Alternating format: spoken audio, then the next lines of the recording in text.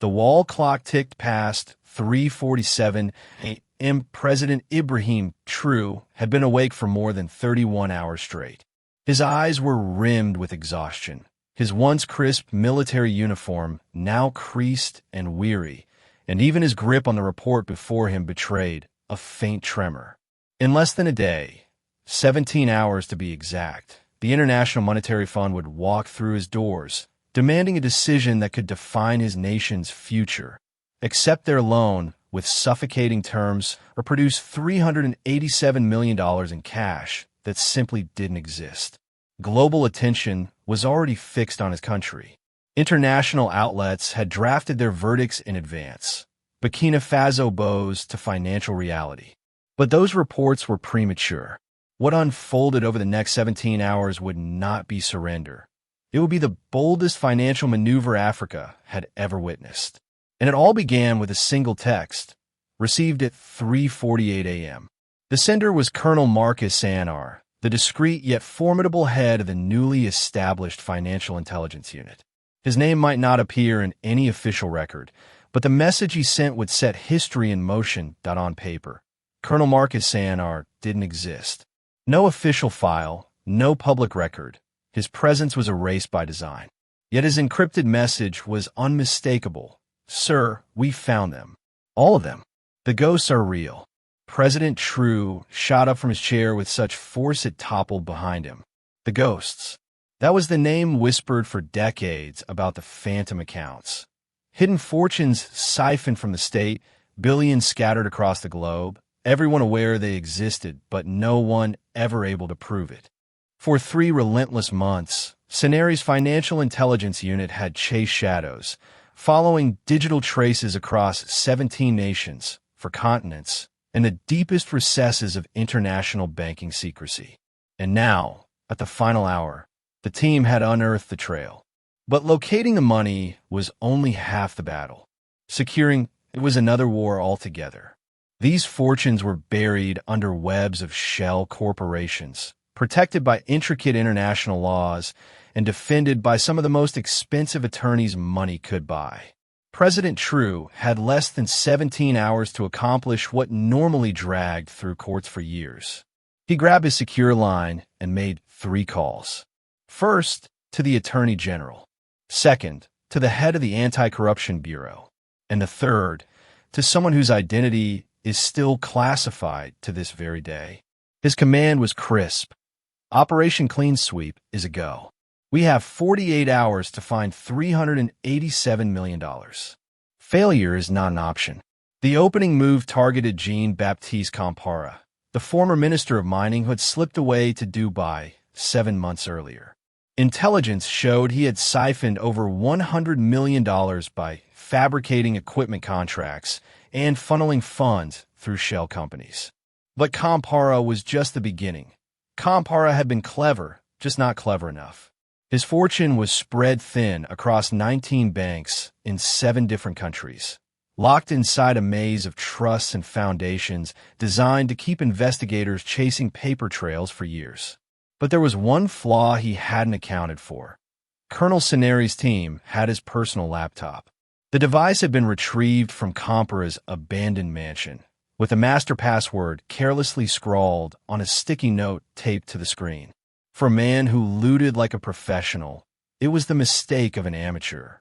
At precisely 4:15 a.m., while Compaoré slept comfortably in his Dubai penthouse, the empire he had built began to collapse in silence.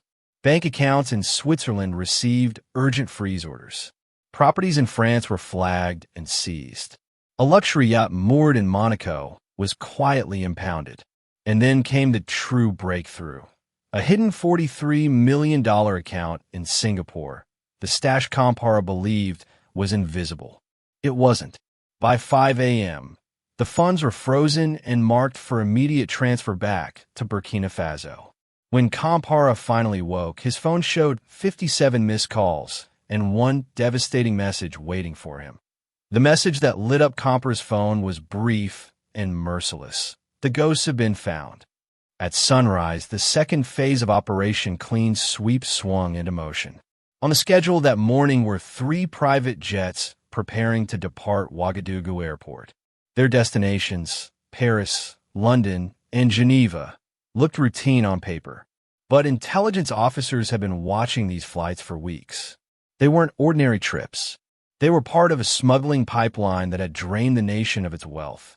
Unprocessed gold shipped out in secret, declared at customs as nothing more than costume jewelry. That day, the scheme ended.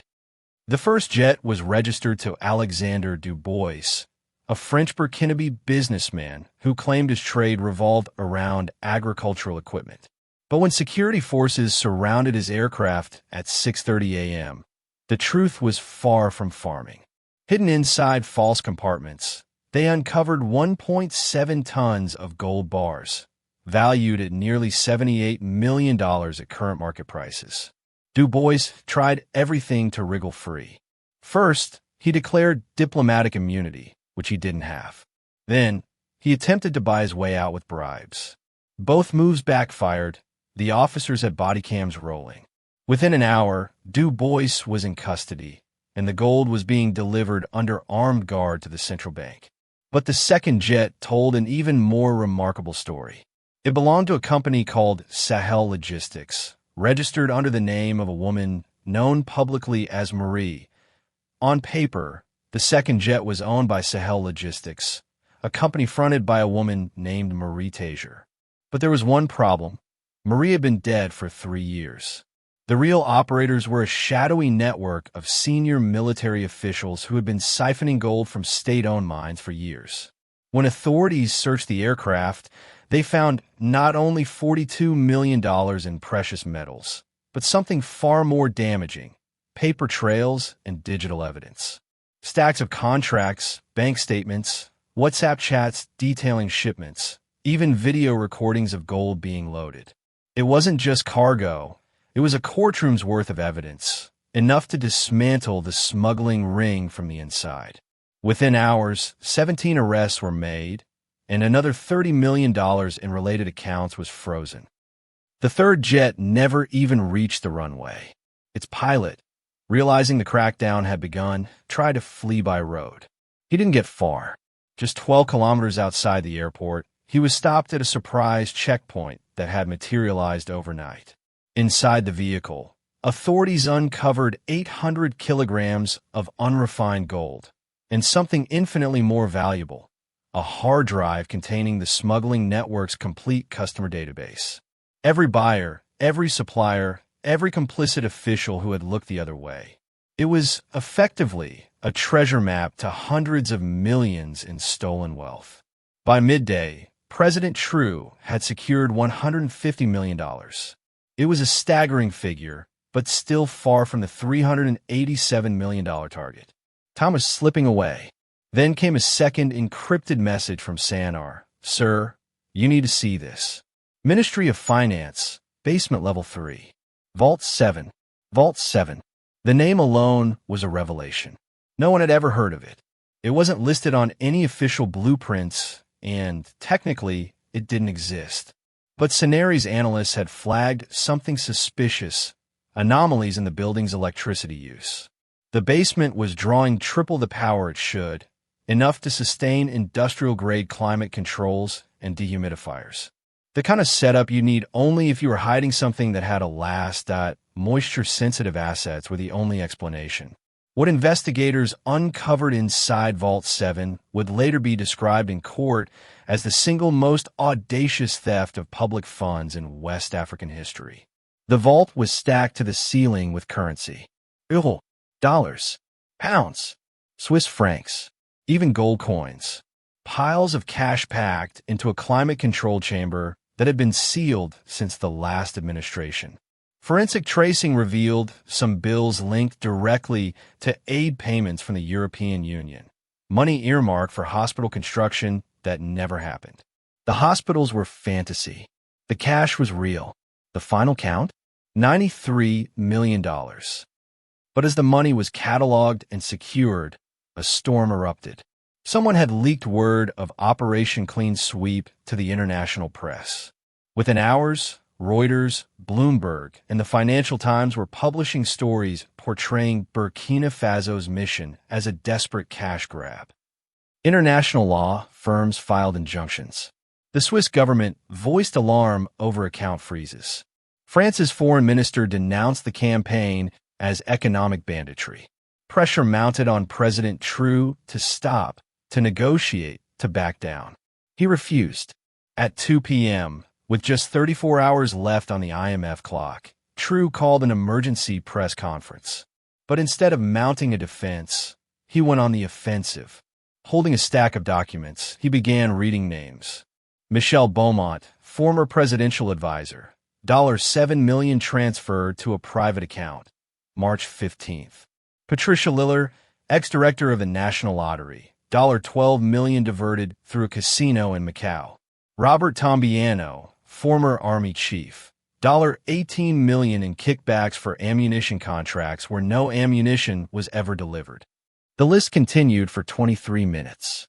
78 names, each with dates, amounts, account numbers.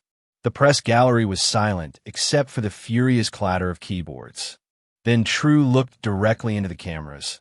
These people stole schools that were never built, hospitals that were never equipped, roads that are never paved. They stole from children's mouths and farmers' hands. Today, we are not stealing.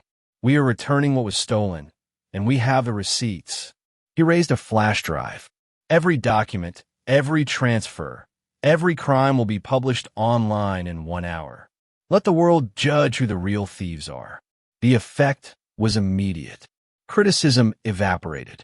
Western governments could not shield officials caught red-handed looting aid funds.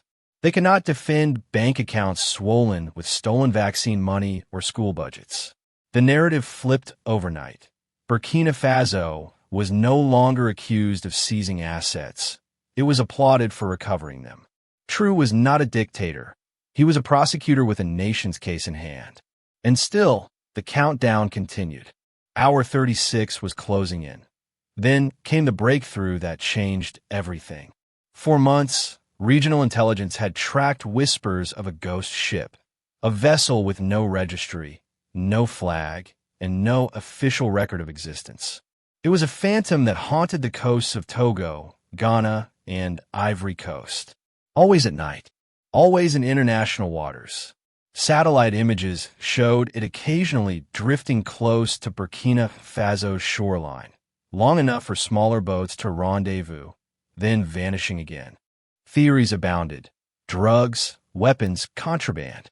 But the truth was far more staggering. The vessel was a floating treasury, a mobile bank for West Africa's criminal elite. Inside its climate-controlled containers were gold, diamonds, cash, and priceless artwork, guarded around the clock by mercenaries. It sailed in circles, hiding in plain sight, until its owners felt safe enough to move the fortune again. The breakthrough came when a crew member decided promises of payment were no longer enough. For $20,000 and a new identity, he defected, handing Burkina Faso's intelligence the GPS coordinates, the security layout, and one critical detail.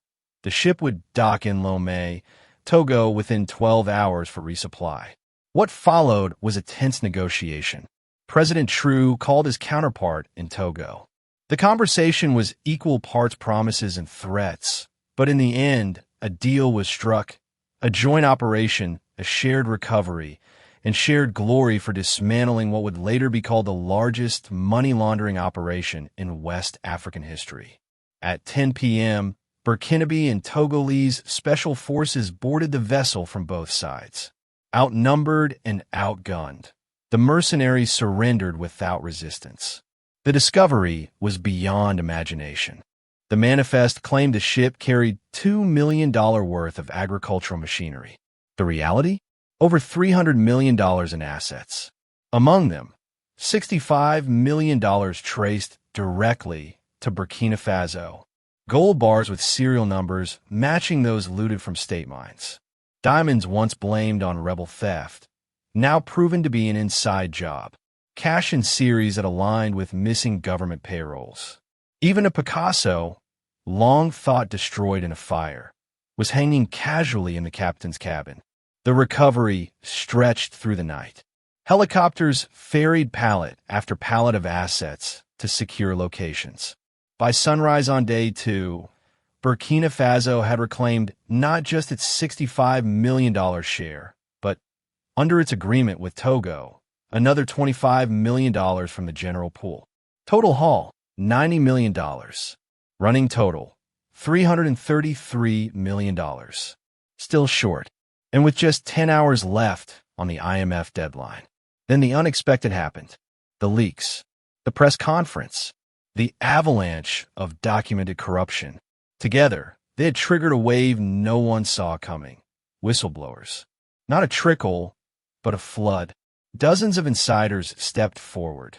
Government clerks forced to process illicit transfers. Bank staff ordered to mask suspicious deposits. Customs officers who had been bribed into silence. Each came with evidence, files, recordings, photographs that led directly to frozen accounts, seized properties, and recovered assets. At 8 a.m., a customs officer named Samuel Yamayogo walked into the Anti-Corruption Bureau carrying a suitcase. Inside were 5 years of receipts.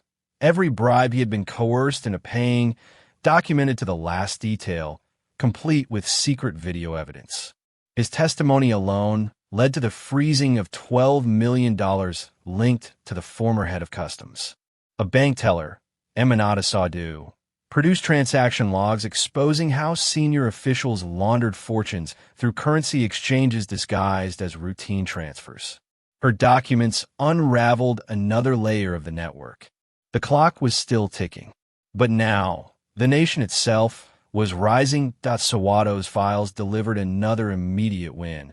$8 million intercepted mid-transfer, frozen while still moving between banks.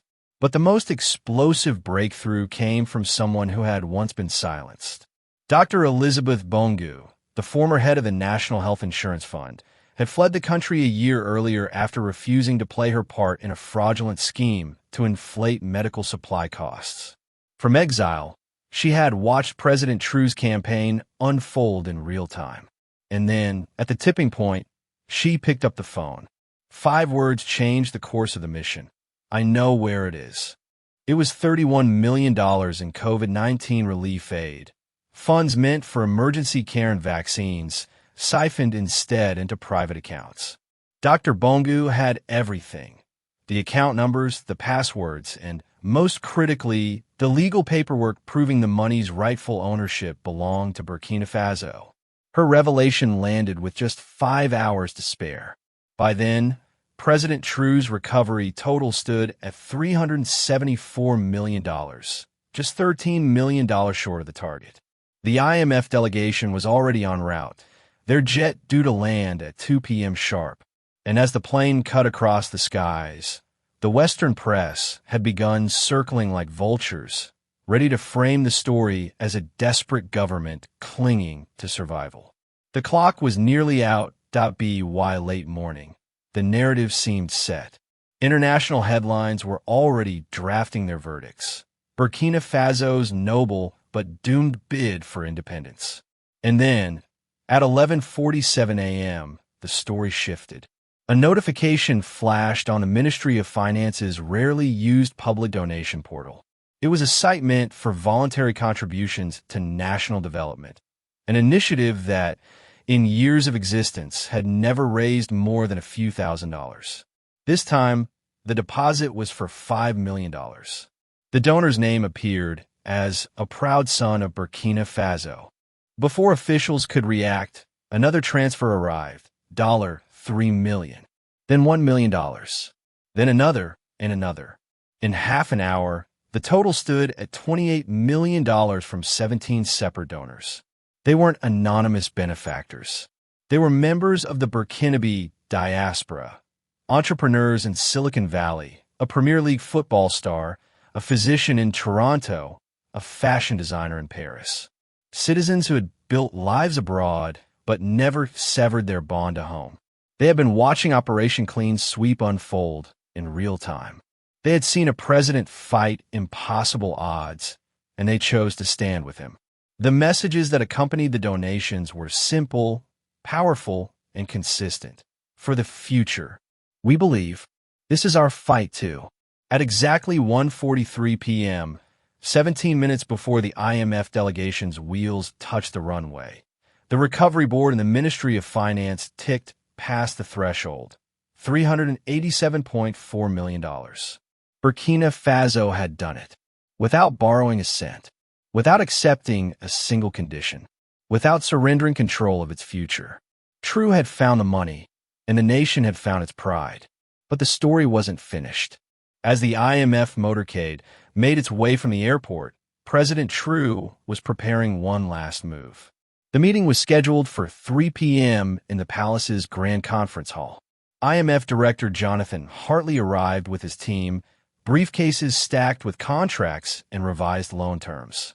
They still assumed they would dictate the future. What they found instead was President True standing beside a table.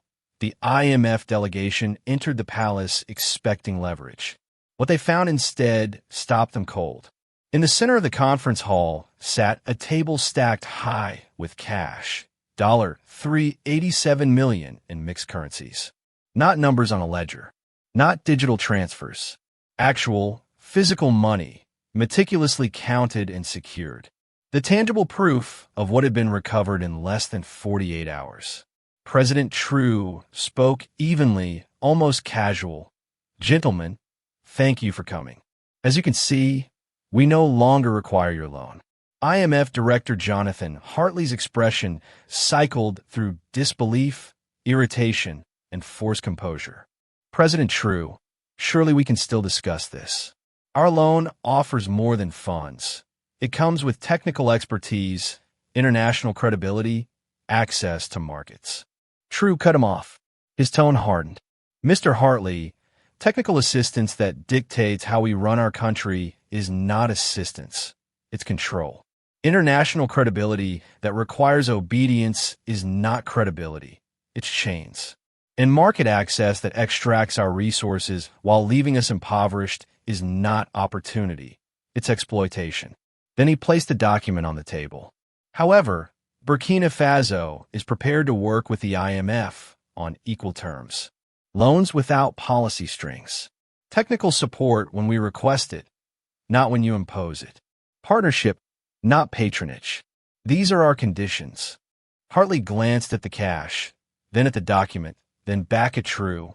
"This is unprecedented. No African nation has ever." True cut in again, calm but unyielding. "There's a first time for everything. Burkina Faso is open for business, but not for sale. You may accept our terms or leave. Either way, we don't need your money. We found our own." The standoff lasted 3 tense hours. The IMF team placed calls to Washington, Brussels, Paris. They warned of retaliation, of sanctions, of isolation. True did not blink.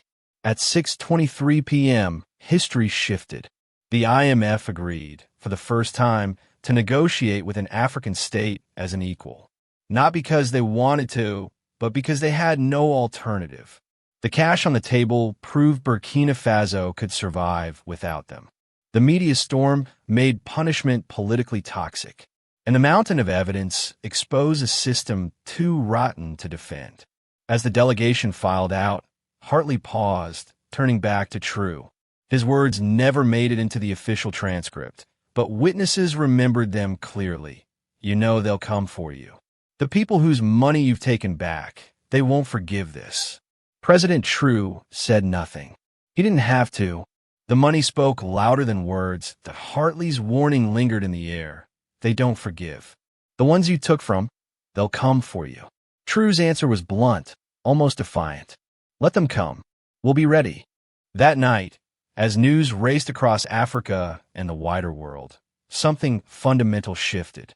Presidents, ministers, and ordinary citizens in other nations began to ask the same question. If Burkina Faso could recover nearly $400 million in just 2 days, how much was hidden in their own countries? If one leader could stare down the IMF, why couldn't others? The 48 hours had ended, but a movement had begun. Within weeks, 6 African nations launched their own versions of Operation Clean Sweep. The Swiss government, bowing to pressure, agreed to fast-track the return of stolen African assets. The World Bank was forced to announce a review of its loan conditions. And a new phrase entered the vocabulary of global finance, the Traoré precedent. It meant the moment when a small, poor nation said no to the financial powers of the world and won. But the real victory wasn't the $387 million. It was what that money symbolized. For the first time in generations, an African country had solved its own crisis with its own hands, recovering stolen wealth, rallying its diaspora, refusing to surrender its sovereignty. No foreign saviors, no condicionalones, no compromises, just determination, intelligence, and the audacity to achieve what the world insisted was impossible. In 48 hours, without borrowing a penny, without begging anyone, without mortgaging the future, Burkina Faso had redefined what independence meant. Not just a flag, an anthem, and borders, but economic freedom. The freedom to make their own choices. The freedom to fail. The freedom to try again. Western headlines called it a miracle. The opposition dismissed it as luck. The IMF muttered that it was unsustainable. But on the streets of Ouagadougou, people used a different word: independence. Today, the recovered funds are being poured into schools, hospitals, and infrastructure. Every franc tracked. Every contract public. Every project monitored. The same transparency that exposed corruption now guides development. It is not perfect. There are still challenges, still poverty, still temptations. But there is something new that did not exist before. Hope. The knowledge that a nation once dismissed as helpless could stand on its own feet, and that its people, when united, could do what the world believed they never could. And it all began with a president who refused to sleep for 48 hours, a team that refused to surrender, and a nation that refused to remain poor while sitting on stolen wealth. That IT was proof that change is possible. That David really can bring down Goliath. That Africa can confront its own challenges and win by relying on African solutions. And in a quiet corner of Ouagadougou, inside a government vault, one relic remains: a single recovered dollar bill, preserved in glass and mounted on the wall. Beneath it, a simple inscription reads, "The first dollar of the last loan we never took." It stands as a permanent reminder of those 48 hours when everything shifted, when a president refused to yield, when a team refused to break, and when a nation decided that independence is never granted. It is taken, one battle, one choice, and $387 million at a time.